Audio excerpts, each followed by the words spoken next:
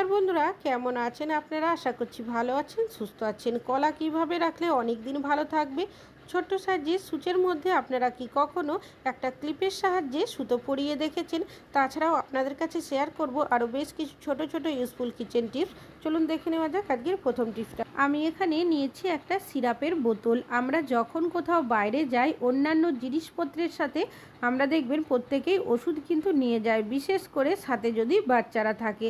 তবে সমস্যা কি হয়, অনেক সময় ব্যাগের মধ্যে যদি কোনোভাবে চাপ পড়ে যায় বা সিরাপের বোতলটা যদি কোনোভাবে কাত হয়ে যায়, সেক্ষেত্রে দেখা যায় বেশ কিছুটা সিরাপ ব্যাগের মধ্যে পড়ে নষ্ট হয়ে যায়। তাছাড়াও ব্যাগে যদি দরকারি কাগজপত্র থাকে সেটাও নষ্ট হয়ে যায়। তো আপনারা একটা গার্ডার নিয়ে নেবেন। গার্ডারটাকে এইভাবে করে পেঁচিয়ে সিরাপের বোতলের মুখের মধ্যে আটকে দেবেন। এতে কি হবে, ঢাকনাটা ঢিলে হবে না, টাইট মতো আটকে থাকবে।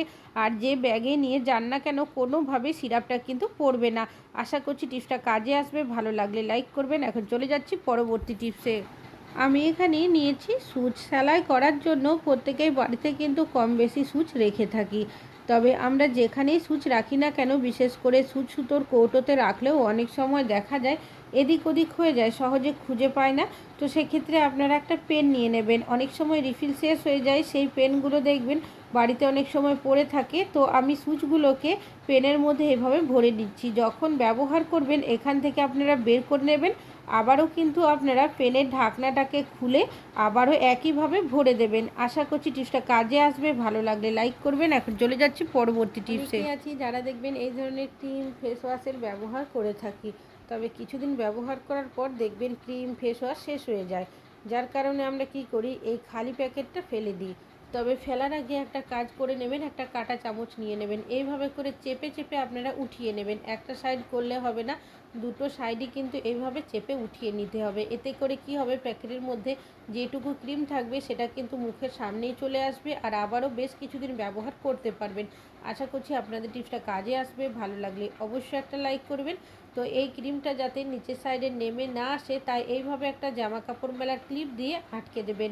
ভালো লাগলে অবশ্যই একটা লাইক করবেন। এখন চলে যাচ্ছি পরবর্তী টিপসে। চাবির রিং। আমরা অনেকেই আছি যারা চাবিগুলো একসাথে গুছিয়ে রাখার জন্য কোনো না কোনো চাবি রিংয়ের ব্যবহার করে থাকি। তবে অনেক সময় চাবির রিংয়ের থেকে যদি চাবি বের করতে যাই, সহজে কিন্তু আমরা চাবিটা বের করতে পারি না। যদি নতুন চাবি ঢোকাতে যায় সেক্ষেত্রেও সমস্যা হয়। নখ দিয়ে টানাটানি করতে গেলে অনেক সময় ব্যথাও হয়ে যায়। তো একটা কয়েন নিয়ে নেবেন, যে চাবির রিংয়ের তারটা থাকে তার মধ্যে ঢুকিয়ে দেবেন। কিছুটা অংশ যখনই ফাঁকা হয়ে যাবে, চাবিটাকে ঢুকিয়ে আপনারা এইভাবে গোল গোল ঘোরাতে থাকলেই দেখবেন খুব সহজেই কিন্তু চাবির রিংয়ের মধ্যে আপনারা চাবিটাকে পরিয়ে নিতে পারেন। একইভাবে আপনারা চাবিগুলো খুলতেও পারবেন।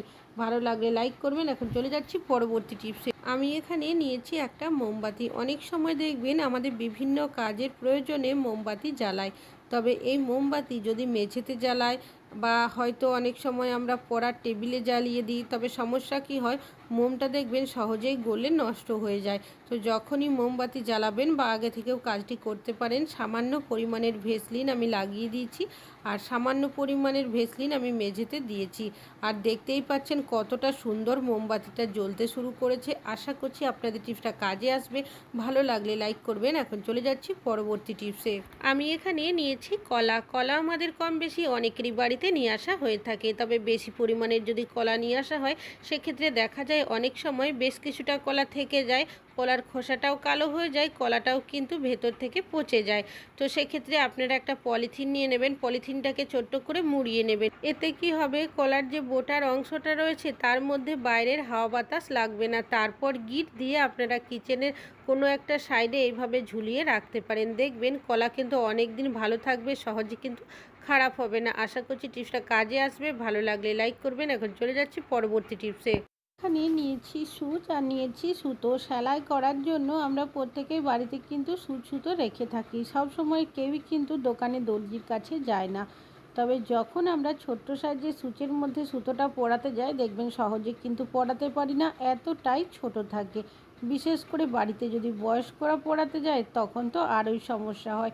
তো সেক্ষেত্রে আপনারা একটা টিপস ফলো করতে পারেন, তাহলে দেখবেন আপনাদের যত ছোটই সূচ হোক না কেন খুব সহজেই আপনারা সুতোটা পরিয়ে নিতে পারবেন। এখানে আমি নিয়েছি জামা কাপড় মেলার যে ক্লিপ হয় সেটা, আর নিয়েছি ইলেকট্রিক্যালের যে তারগুলো হয়ে থাকে অনেক সময় খারাপ হয়ে যায় বাড়িতে, তো এরকমই পড়ে থাকে, সেখান থেকে একটা তারের অংশ কেটে তারটাকে এইভাবে করে মুড়িয়ে নিতে হবে। আর সামনের অংশটা দেখবেন ইউয়ের মতো হয়ে যাবে, একটু চেপে চেপে নেবেন যাতে করে একটু সরু হয়ে যায়। তারপর একটা ক্লিপ তারের মধ্যে আটকে দেবেন। আর এটা কিন্তু টাইট মতো আটকে রয়েছে, আপনাদের তারটা যদি ক্লিপের থেকে বেরিয়ে আসে সেক্ষেত্রে স্যালোটেপ দিয়ে আটকে দেবেন। যে সুচটা রয়েছে সেটাকে সবার প্রথম তারের মধ্যে পরিয়ে দেবেন। তারপর আপনারা সুতোটা কী করবেন, সুচে না পরিয়ে যে তারের ইউয়ের মতো অংশটা রয়েছে তার মধ্যে পরাবেন। তারপর সুচটা এইভাবে টেনে নেবেন, দেখবেন খুব সহজেই কিন্তু আপনারা ছোট্ট সাইজের সুচের মধ্যে সুতোটা পরিয়ে নিতে পারবেন। আশা করছি আপনাদের টিপসটা কাজে আসবে, ভালো লাগলে অবশ্যই একটা লাইক করবেন। তাছাড়াও যে ক্লিপটা রয়েছে সেটা কিন্তু আপনারা এই সুতো পরানো ছাড়াও আবারও কিন্তু এই তারটাকে খুলে জামা কাপড় মেলার জন্য ব্যবহারও করতে পারবেন। এখন চলে যাচ্ছি পরবর্তী টিপসে।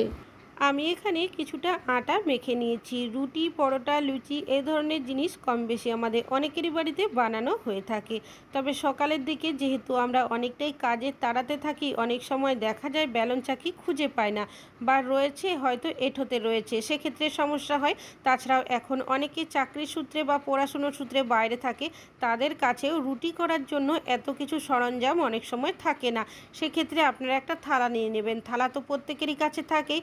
কিছুটা পরিমাণের আটার গুঁড়ো দিয়েছি, যে লেচিগুলো বানিয়ে রেখেছিলাম একটা দিয়েছি, আর হাত দিয়ে একটু চেপে দিয়েছি। এখানে একটা গ্লাস নিয়েছি, গ্লাসটাকে আপনারা এইভাবে করে দিয়ে রুটিটাকে বেলে নেবেন। মানে হলো আমরা ঠিক যেভাবে বেলন চাকি দিয়ে রুটি বেলি ঠিক সেইভাবেই কিন্তু বেলা হয়ে যাবে, কোনো রকমের সমস্যা হবে না। তবে আমি এইভাবে রুটি বেলছি বলে যে আপনাদেরও বেলতে হবে তা কিন্তু নয়, প্রয়োজন হয় তাহলে কিন্তু এইভাবে সহজেই রুটিটা বেলে নিতে পারবেন। হাতের কাছে অনেক সময় বেলন চাকি থাকে না। আশা করছি এই টিপসটাও কাজে আসবে। এখন চলে যাচ্ছি পরবর্তী টিপসে। আপনারা কি কখনো দুধ জাল করার সময় খুন্তি দিয়ে দেখেছেন কি হতে পারে? দুধ আমাদের অনেকেরই বাড়িতে কম বেশি নিয়ে আসা হয়ে থাকে, তবে যখন আমরা দুধ জাল করি চোখের নিমেষের মধ্যেই দুধ দেখবেন উতলে যায়, দুধটাও নষ্ট হয়, গ্যাস ওভেনটাও নোংরা হয়ে যায়। তো আপনারা যখনই দুধ জাল করবেন ওপর থেকে একটা খুন্তি দিয়ে দেবেন, তারপর যদি জাল করেন দেখবেন দুধটা কিন্তু কোনোভাবেই উতলে যাবে না। খুন্তিটা দেওয়ার কারণে এখানে দুধের সাথে খুন্তিটা আঘাত খাবে, যার কারণে সাথে সাথেই কিন্তু নিচের দিকে নেমে যাবে। আশা করছি আপনাদের টিপসটা কাজে আসবে, ভালো লাগলে অবশ্যই একটা লাইক করবেন। নিয়েছি একটা টুথপেস্টের খালি প্যাকেট। টুথপেস্ট আমরা প্রত্যেকেই ব্যবহার করে থাকি, তবে এই খালি প্যাকেটটা প্রত্যেকেই ফেলে দিই। কীভাবে ব্যবহার করবেন, সাইডের যে অংশগুলো রয়েছে চাইলে মুড়িয়েও দিতে পারেন বা এইভাবে কেটেও দিতে পারেন। আর নিয়েছি এখানে ডবল সাইজের টেপের টুকরো, টেপটাকে আটকে দিয়েছি, কাগজের মতো অংশটাকে তুলে নিয়েছি। কিচেনের দেওয়ালের মধ্যে হোক কি কিচেনের দরজার মধ্যে এইভাবে আপনারা আটকে দেবেন। কিভাবে ব্যবহার করবেন, আমরা যখন গ্যাস ওভেনে কোনো কিছু রান্নাবান্না করি তাড়াহুড়োতে দেখবেন গ্যাসের যে লাইটারটা থাকে হয় গ্যাস ওভেনের নিচে বা সাইডে বা ওপরে অনেক সময় রেখে দিই। এতে করে দেখা যায় রান্না করা খাবার দাবার পড়ে যায়, তেল পড়ে যায়, জল পড়ে যায়, যার কারণে গ্যাস লাইটারটা ভালো থাকলেও জ্বলতে চায় না, আবারও বাজার থেকে নিয়ে আসতে হয় নতুন গ্যাস লাইটার। তো আপনারা এইভাবে যদি গ্যাস লাইটারটাকে রেখে দিতে পারেন তাহলে দেখবেন গ্যাস লাইটারের মধ্যে কোনো রকমের খাবার দাবার জল কোনো কিছুই পড়বে না। যখন ব্যবহার করবেন এখান থেকে নিয়ে নেবেন, আবারও এই জায়গার মধ্যেই রেখে দেবেন। আশা করছি টিপসটা কাজে আসবে, ভালো লাগলে লাইক করবেন।